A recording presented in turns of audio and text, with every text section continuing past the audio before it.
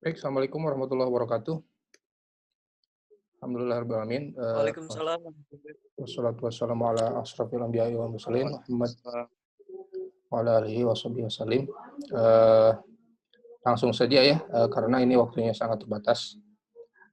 Sekarang kita masuk kuliah 4 ya, di mana kuliah 4 dan kuliah 5 ini adalah terkait etika perilaku produsen ya, atau dalam produksi.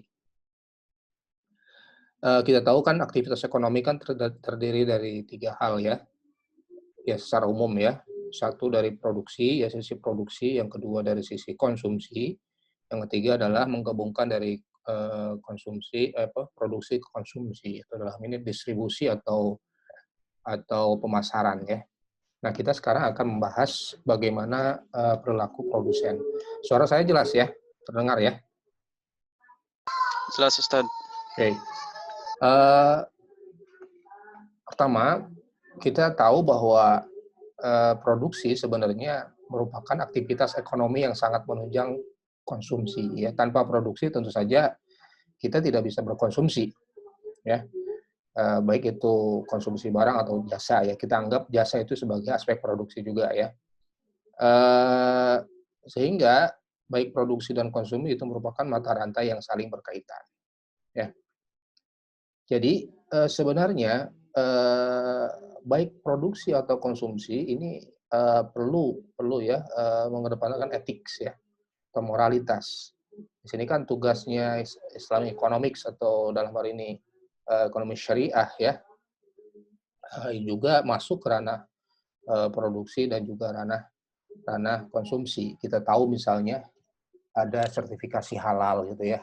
Ada ada misalnya sertifikat untuk produk-produk tertentu yang ini harus harus halal gitu ya dan thayyib. Dan ini harus dirunut atur apa urutannya ya. Baik dari inputnya dari mana gitu ya, terus bagaimana prosesnya dan kemudian bukan hanya prosesnya bahkan eh, bagaimana mereka memperlakukan labor, bagaimana fungsi produksinya, kapitalnya, labornya, gitu ya. Kalau kita tahu misalnya perusahaan-perusahaan di bursa efek misalnya ya, yang masuk ke saham syariah itu kan sebenarnya bukan hanya halal saja produknya, tetapi juga yang secara jenisnya, tapi juga misalnya kalau ada satu perusahaan yang mereka pinjam ke banknya terlalu dominan gitu ya. Nah ini dianggap juga karena ada unsur riba di sana tidak dimasukkan oleh DSN salah satu indeks penyusun indeks saham syariah di Indonesia. Gitu. Jadi harus sumul ya, harus komprehensif, harus integratif ya proses kehalalan suatu produk ini. Ya.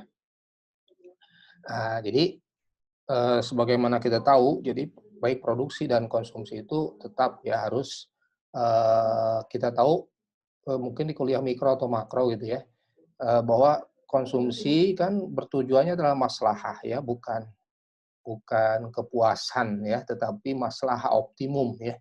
Jadi masalah itu ada mengandung keberkahan gitu ya, bukan bukan bukan hanya terkait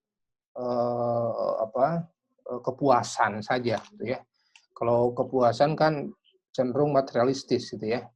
Tapi kalau keberkahan kan secara materi terpenuhi, tetapi lebih dari itu juga lebih dari itu juga tidak secara spiritual, secara transendental juga tidak dikesampingkan. Ya, ada unsur transendental gitu ya.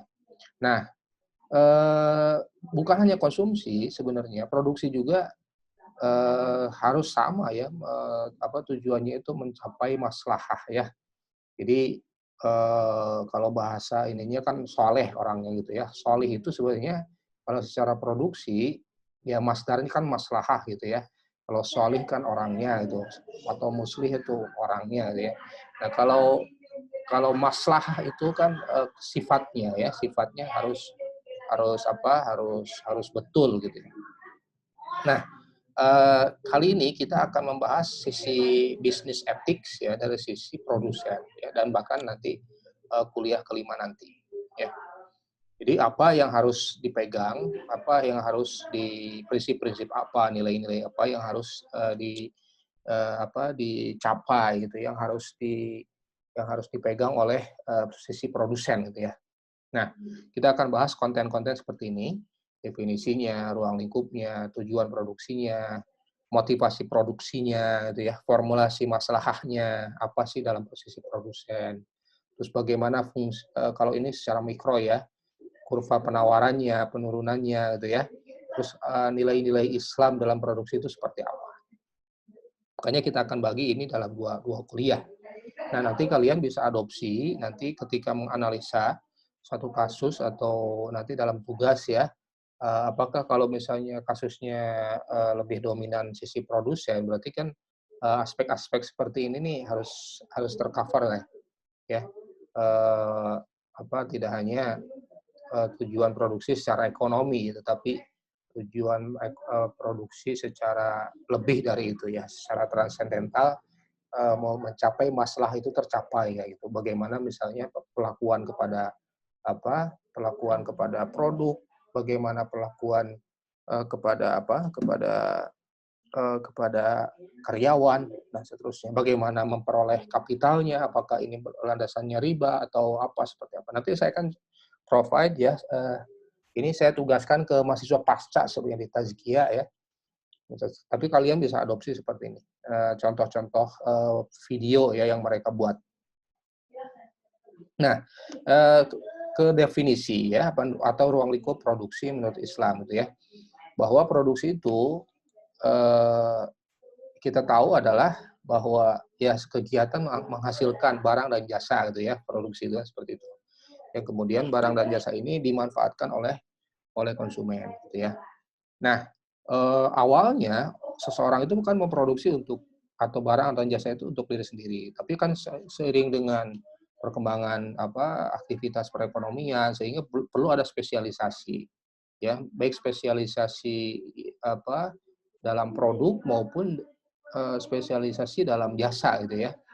Kalau dulu kan misalnya kita produksi sendiri saja, nah kemudian lambat laut kan itu tidak efisien secara ekonomi gitu ya. Kalau kita produksi semua dari hal sandang pangan papan tidak bisa. Sehingga dalam aspek produksinya pun ada orang-orang tertentu yang memproduksi produk tertentu ya. Ada yang jadi petani, ada yang jadi peternak, ada yang menjadi misalnya pembuat baju gitu ya, pakaian dan seterusnya.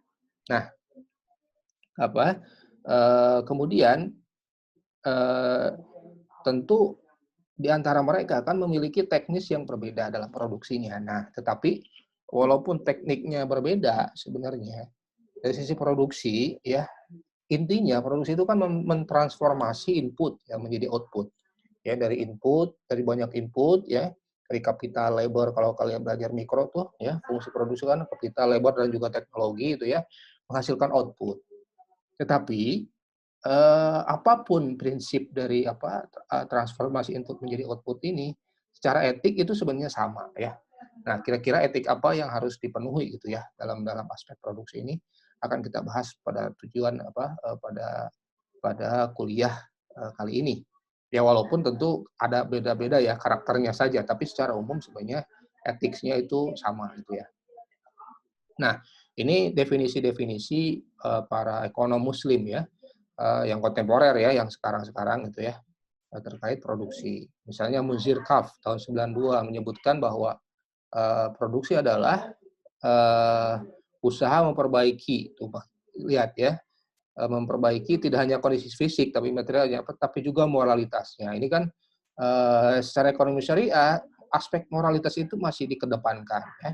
Tidak hanya fisik, tidak hanya materi gitu ya.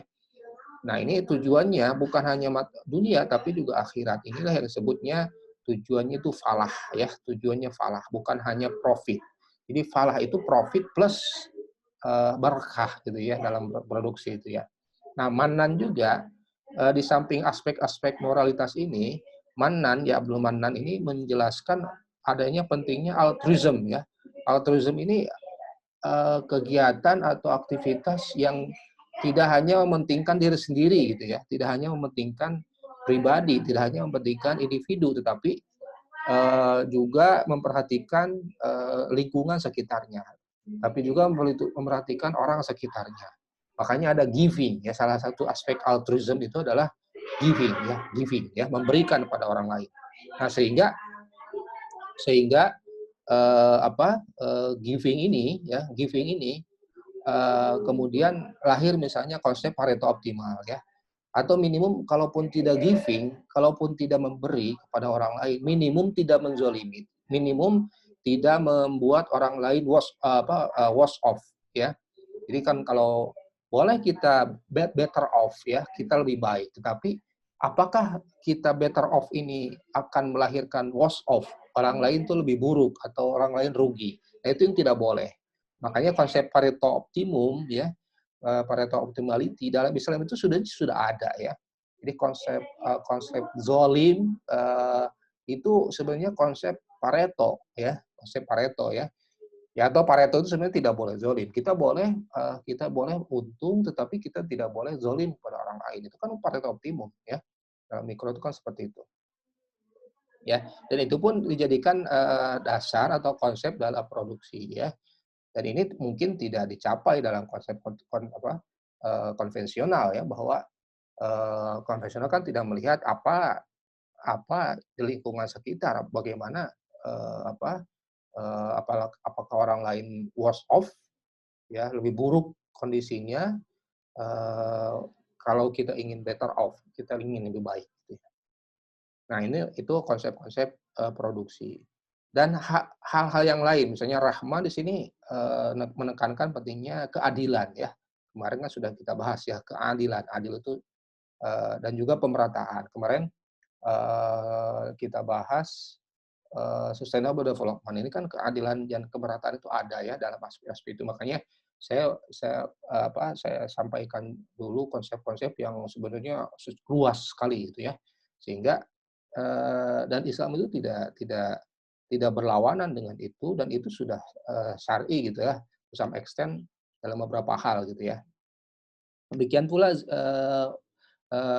ulhaq ya, bahwa produksi itu kan sebenarnya dasarnya itu fardu kifayah gitu ya, fardu kifayah. Jadi petani itu fardu kifayah. Jadi kalau nggak ada jadi petani di satu ya, negeri, ya itu berarti seluruh negeri itu bahaya. Seluruh negeri itu menanggung dosanya. Berarti dia harus impor, sehingga impor ini malah kemudian karena tidak ada yang jadi petani di situ, sehingga harus impor, dan impor malah kalau terjadi krisis gitu ya, malah tidak bisa memenuhi kebutuhannya sendiri. Dan itu kan jadi bahaya, sehingga kalau ada perang apalagi, karena biasa kita impor, diboikot dari sana kan bahaya juga seperti itu. Makanya produksi ini hukumnya itu secara fikih yaitu adalah fardu kifayah ya, fardu kifayah. Menurut Siddiqi ini sama ya, ada keadilan dan juga ada maslahah ya. Jadi penyediaan barang dan jasa itu harus memperhatikan prinsip keadilan dan maslahah bagi masyarakat ya, bukan hanya untuk diri sendiri. Tentu kalau adil dan masalah itu kan juga untuk orang lain gitu ya. Sehingga kalau ada produsen yang berlaku adil dan membawa kebaikan bagi masyarakat, maka ia sebenarnya telah soleh ya, karena namanya soleh maslahah, telah soleh, bahkan lebih jauh dari soleh kan muslih ya, muslih untuk masyarakatnya. Artinya dia telah bertindak secara islami. Oke. Jadi sebenarnya dari definisi yang telah disampaikan di atas, kalian bisa cek ya, apa sih produksi Islami atau Islamic production gitu ya, silahkan dicek. Jadi sebenarnya produksi secara Islam itu adalah mengerucut pada manusia dan eksistensinya. Eksistensi kita khalifah ya, kita sebagai khalifah, sebagai dalam tanda petik gitu ya, wakilnya Allah.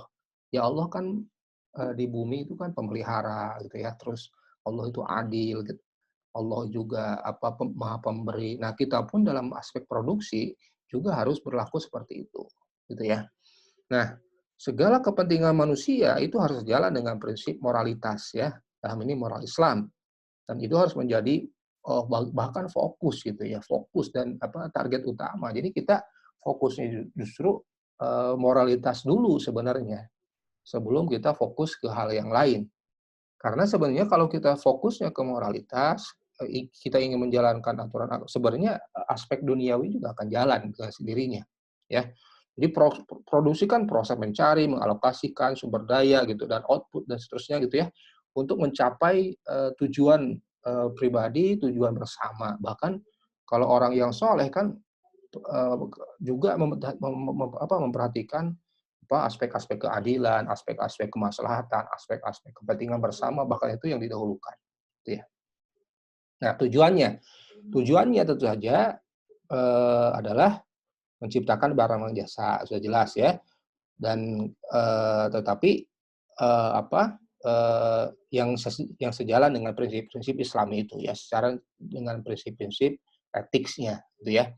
Nah, Eee, dalam Islam kita kan dilarang ya mengkonsumsi satu barang yang misalnya mengandung, konsumsi alkohol gitu ya, atau misalnya barang-barang yang diharamkan. Nah, bagaimana hukumnya dalam produksi? Nah, tentu saja, sesuatu yang haram, kita konsumsi itu pun haram, kita kita produksi ya. Kalau alkohol haram, maka atau minuman keras haram, kita tidak boleh, memproduksi minuman keras ya, bukan tidak alkohol ya, kalau alkohol kan bisa untuk yang lain. Ya minuman keras berarti tidak boleh juga kita konsumsi, produksi. Walaupun walaupun misalnya ya minuman keras itu untuk konsumsi orang orang non muslim, bener nggak? Ya kan aspek, membuat membuat, membuat mabuk kan tetap saja berlaku, baik itu untuk muslim atau non-muslim. Sehingga kalaupun kita misalnya memproduksi alkohol untuk kepentingan ekspor misalnya ke negara non-muslim, sebenarnya itu tidak boleh juga, karena apa? Ya kita sama saja membuat orang yang mabuk. Nah itu kan secara secara etik kan tidak boleh juga gitu kan. Jadi masalahnya bukan pasarnya muslim atau non-muslim, sebenarnya kan, sesuatu yang diharamkan kepada muslim, pada hakikatnya itu kan sebenarnya tidak boleh juga dikonsumsi oleh orang kafir, orang non-muslim. Karena ya walaupun mereka beriktikad bahwa ini haram gitu, ya silakan saja, tetapi kan sebenarnya esensi dari keharaman itu adalah, sesuatu hal yang memang merugikan atau memudaratkan kan bagi bagi kesehatan dan seterusnya, gitu ya. Ini prinsip ya. Nah, ini alur, sebenarnya ini dalam kuliah mikro juga ada ya, bahwa produsen itu menghasilkan barang dan jasa untuk keperluan konsumsi, ya. Konsumen memanfaatkan barang dan jasa dari produsen. Nah, di sini ada kebutuhan gitu ya, ada kebutuhan. Nah, bukan hanya kebutuhan, bukan hanya keinginan, ya, tapi ini harus melahirkan maslahah. Masalah inilah yang secara transendental ini namanya falah. Ya, kita dalam sholat kan sering disebut hayya 'alas shalah, hayya 'alal falah. Ayo ayo kita sholat, bukan hanya sholat, hayya 'alal falah gitu kan. Hayya 'alal falah, mari kita eee, mempunyai menuju kepada falah gitu ya. Nah, falah itu dalam secara muamalah dan seterusnya. Nah, kita kan tidak lepas dari unsur produsen, konsumen, dan juga bagaimana menghubungkan di antara keduanya. Nah, ini tetap harus kita kedepankan dan harus kita jaga nih aspek-aspek etiknya itu ya. Nah, tujuannya yang sudah saya sebut tadi, ini mungkin, saya skip saja. Nah, eee, bagaimana nih, pemenuhan kebutuhan manusia pada tingkat moderat ya. Jadi sebenarnya kan gini, manusia itu kan, kebutuhan manusia itu kan ada yang doruriyah gitu ya, ada yang pokok sekali gitu, yang ada yang tidak doruriyah gitu ya. Eee, ada yang tidak doruriyah. Nah, bagaimana yang tingkatnya moderat gitu ya. Nah, pada tingkat moderat bahwa, produsen hanya akan menghasilkan barang dan jasa yang menjadi kebutuhan, walaupun belum tentu menjadi keinginan. Jadi apa nih, misalnya ya, kita itu bagusnya itu memproduksi kebutuhan atau keinginan, tentu lebih baik kebutuhan. Kalau kebutuhan kan pasti dibutuhkan, kalau keinginan kan kayak sesuatu hal yang jauh dari kebutuhan gitu, yang sebenarnya tersier misalnya, itu kan sebenarnya tidak urgen juga. Yang masuk ke fardu kifayah itu tuh yang tadi, yang needs itu ya, yang needs itu sebenarnya, bukan bukan yang wants. Kalau wants kan relatif itu adalah kebutuhan-kebutuhan, yang di luar apa, sebutnya itu disposable income itu, kebutuhan yang mendasar gitu ya. Ya bisa juga konsumsi, makanan juga bisa, tapi makanannya yang lebih lebih apa, lebih advance ya daripada kebutuhan mendasar. Nah, itu dari sisi apa, kebutuhan dan keinginannya.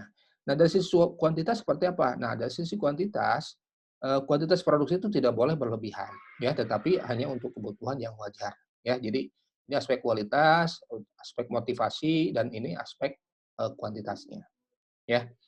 Nah, meskipun produksi itu menyediakan barang dan jasa untuk kebutuhan manusia, bukan berarti bahwa produsen itu, bersikap reaktif terhadap kebutuhan konsumen. Justru produsen itu harus proaktif, kreatif, dan inovatif gitu untuk menemukan berbagai barang dan jasa yang dibutuhkan masyarakat.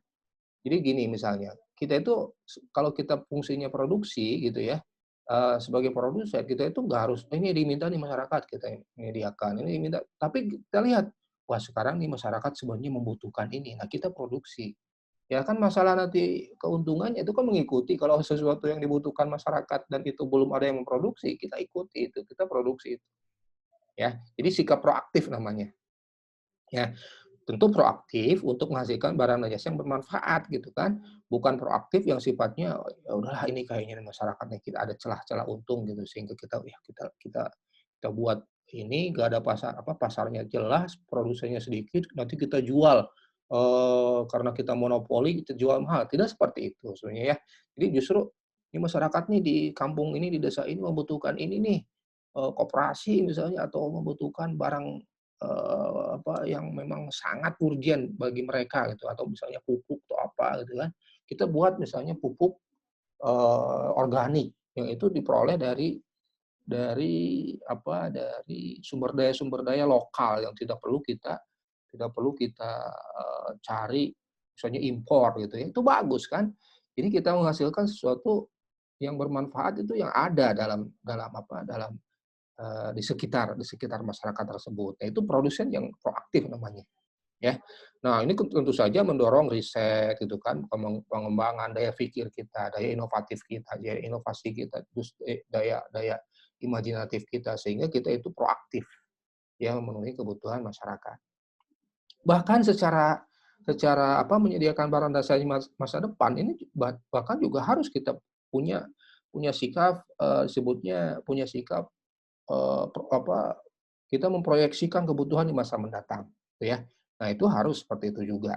Bahkan, kegiatan produksi kita harus, kita itu memperhatikan pembangunan yang berkesinambungan. Kayak kemarin kita sudah bahas ya terkait sustainable development. Jadi kita itu dalam berproduksi tidak hanya mementingkan kebutuhan sekarang, tapi juga ini bagaimana nih generasi mendatang, apakah, resource kita habis oleh kita, bagaimana, generasi mendatang ini apakah worse off dari generasi sekarang. Ya bagaimana, warisan sumber daya kita yang kita wariskan kepada generasi mendatang. Nah kalau worse off, nah berarti kan kita, eee zolim kepada bukan hanya lingkungan sekitar gitu ya, lingkungan di samping kita, tapi, generasi setelah kita, itu zolim juga sebenarnya, ya. Jadi, ini makanya, saya bahas kemarin Sustainable Development Goals itu, kita aspeknya, apa yang di samping kita gitu ya, baik itu manusia atau hewan atau tumbuhan, dan apa setelah kita. Nah, itu Sustainable Development ya. Nah, ini tujuan akhirnya tentu saja ibadah kepada Allah, ya. Tujuannya adalah ibadah kepada Allah. Karena buat apa kita hidup kalau tidak ada aspek ibadahnya, walaupun seakan-akan itu adalah, kepentingannya sebenarnya kepentingan dunia. Ya kan banyak, walaupun ada dalam hadis kan banyak sekali, amalan-amalan yang sepertinya itu amalan dunia, tetapi kan kalau dengan niat yang baik, dengan niat yang bagus, ya, dengan niat yang soleh, ini akan menjadi amalan akhirat. Dan sebaliknya ada juga amalan akhirat yang justru menjadi amalan dunia, gitu ya. Nah, itu ada aspek-aspek sebenarnya di antara produksi yang Islami itu akan melahirkan amal yang soleh, dan ini luar biasa pahalanya, ya. Jadi kita sebagai orang yang beragama, harus kita niatkan ini adalah untuk kepentingan ibadah kita kepada Allah, ya. Nah, di zaman terdahulu ini kegiatan produksi ini sebenarnya sangat dianjurkan, bahkan ini adalah karakter nabi ya, karakter atau profesi nabi. Jangan dikira nabi itu adalah orang, yang hanya zikir, yang hanya menyampaikan dakwah dan seterusnya, tidak. Ternyata para nabi itu adalah orang-orang yang mempunyai profesi. Misalnya Nabi Daud adalah tukang besi, ya, Nabi Adam adalah petani, Nabi Nuh tukang kayu, Nabi Idris tukang jahit, Nabi Musa pengembala. Jadi aspek-aspek produksi ini dilakukan oleh umat-umat sebelumnya. Bahkan Rasulullah juga adalah penggembala, Rasulullah juga adalah pedagang gitu ya. Dan ini adalah kegiatan-kegiatan produktif ya. Jadi bukan konsumen, Nabi itu bukan konsumen, tapi bagaimana mereka menghasilkan barang-barang yang itu dibutuhkan oleh masyarakatnya saat itu. Ya, misalnya dalam Al-Qur'an nih disebutkan ada produksi besi, baja, kuningan, ya industri perhiasan, perak, mutiara dan seterusnya. Itu banyak sekali aspek-aspek produksi dalam Al-Qur'an, gitu ya. Nah, motivasinya tentu saja adalah dalam pandangan konvensional itu hanya untuk profit maximization ya. Jadi hanya untuk profit saja, hanya untuk keuntungan saja, baik keuntungannya jangka panjang, jangka pendek, atau jangka menengah misalnya ya, kalau ada jangka menengah. Sedangkan tugas sosial itu bukan tugas saya, kata produsen konvensional ya. Itu kan tugasnya nanti BLT pemerintah, atau tugasnya departemen sosial, tugasnya yang lain, atau adalah nanti misalnya CSR. Makanya disebut CSR itu sebenarnya bukan ujung ya, bukan ujung, tapi harus dari awal sebenarnya. Corporate social responsibility itu dari awal, kita itu harus memikirkan bagaimana nih dampaknya kepada masyarakat. Jadi bukan nanti setelah kita hasilkan baru kita bagikan, bukan seperti itu. Ya, itu betul, tapi kita harus sebenarnya dari awal harus perhatikan bagaimana secara produksi itu benar-benar maslahat buat masyarakat. Nah, jadi fokus dari konvensional seperti itu. Sedangkan dalam prinsip Islam bahwa tujuan produksi adalah maslahah maximization ya. Maslahah maximization sebagaimana konsumsi. Mencari keuntungan tidak dilarang sepanjang itu dalam kerangka atau bingkai tujuan dan hukum Islam. Tidak menyalahilah minimum. Lebih baik lagi bukan hanya tidak menyalahi, tapi juga merupakan inspirasi dari ajaran agama, memberi giving, altruism gitu ya, sedekah banyak. Ya, kalaupun tidak bisa sedekah, minimum tidak zolim kan, tidak membuat orang lain worse off ya, lingkungan worse off, atau intergeneration worse off gitu ya, secara antar generasi kita setelah kita itu menjadi lebih buruk gitu ya. Kita misalnya produksi kayu dengan menghasilkan dengan cara illegal logging misalnya di hutan-hutan sehingga hutan menjadi gundul, itu kan secara intergeneration menjadi worse off. Nah, itu tidak boleh. Nah, ini ada hubungan antara keuntungan, kerja, dan tawakal, gitu ya. Bahwa dalam ekonomi Islam, keuntungan itu bukan merupakan suatu hal yang tabu, gitu ya. Bahkan Islam itu sangat menganggap positif bahwa manusia itu memang harus mencari untung. Jadi salah tuh, bisnis Islam itu bukan bisnis sosial ya, tetapi bisnis Islam itulah menghasilkan keuntungan. Ya, makanya saya tuh sering diinikan oleh guru saya nih. Kamu kok bisnis? Misalnya ya dulu, ini bisnis untung nggak nih? Kalau nggak untung ya buat apa bisnis? Ya bisnis tuh harus untung gitu kan. Karena itu disyariatkan dalam agama. Buat apa? Buat kita kan punya keluarga. Kita juga punya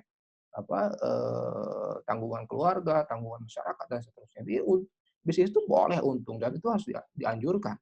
Ya, Rasulullah itu untung banyak ketika berbisnis. Kemudian untung ini dibagi dengan profit loss sharing dan seterusnya.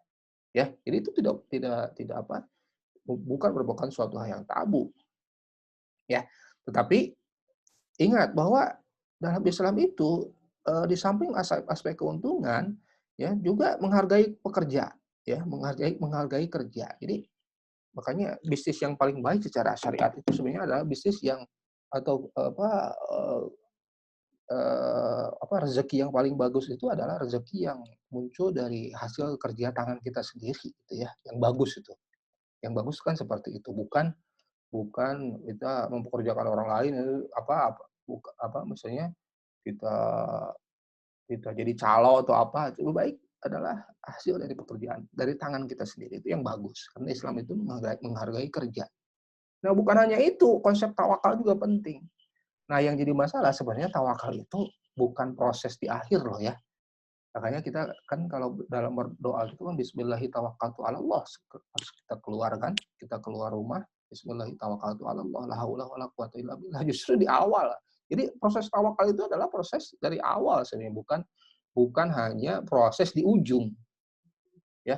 Jadi proses tawakal itu setelah niat, ya bismillahi dengan menyebut nama Allah, tawakal tuh, aku tawakal. Jadi proses awal tawakal itu dari awal sebenarnya harus ada. Ya kita sebelum bekerja, sebelum beraktivitas, bismillahirrahmanirrahim. Jadi proses tawakal itu adalah beriringan dengan kerja kita itu, ya. Jadi proses tawakal itu bukan hanya di ujungnya, tetapi dalam kegiatan produksi kita itu memang harus dianjurkan dari awal bertawakal. Ya Allah, saya bertawakal kepada Allah, kepadamu bahwa saya ini berproduksi untuk apa? Untuk apa? Nanti melahirkan suatu keuntungan bagi kami, bagi diri sendiri, dan juga barang ini juga akan bermanfaat bagi masyarakat secara umum, ya. Dan mudah-mudahan dengan ini akan menjadikan amal ibadah buat saya dapat keuntungan buat dipakai keluarga dan seterusnya, ya. Terus buat masyarakat juga mungkin tidak ada yang menghasilkan misalnya produk pertanian, tidak ada menghasilkan beras. Nanti kalau tidak ada produsen beras, siapa lagi yang bisa memproduksi beras? Nah, harus punya niat seperti itu, yaitu etika bisnis dalam produksi. Nah, dalam di masa Rasul pun juga banyak disebutkan ya. Jadi sangat produktif sekali, tidak malas-malas. Bahkan di zaman Rasul itu terdapat 178 buah industri ya yang menggerakkan perekonomian. Jadi bukan bukan didorongnya konsumsi ya, tapi industri. Ya, kita ingin memajukan ekonomi, saya memajukan saja produksinya.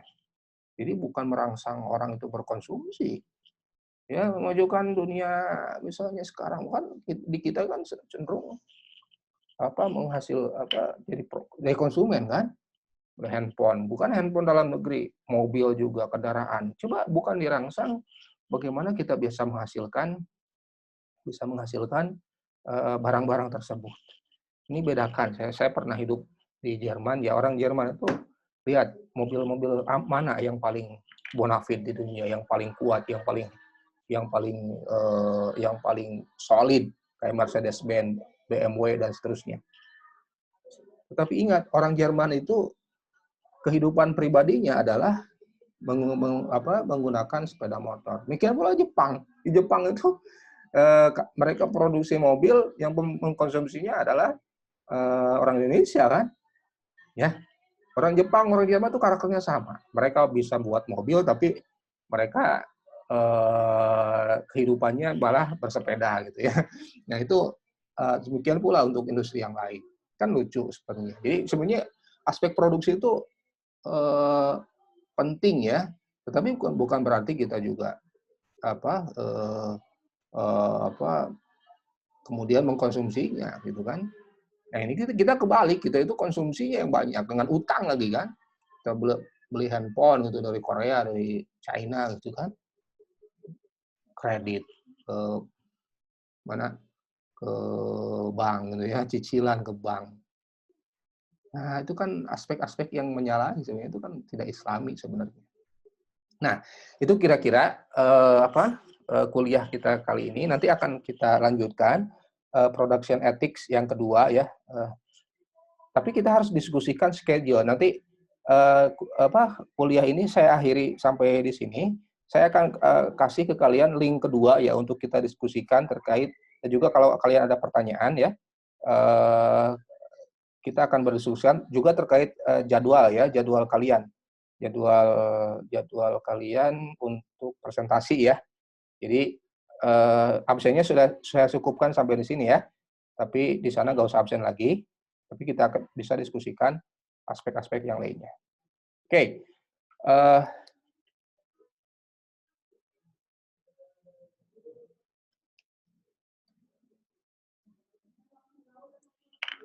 Baik, saya tutup dulu ya. Ini kita beralih ke link yang kedua. Saya nanti share di link yang kedua. Sekian, Assalamualaikum warahmatullahi wabarakatuh. Baik, Pak.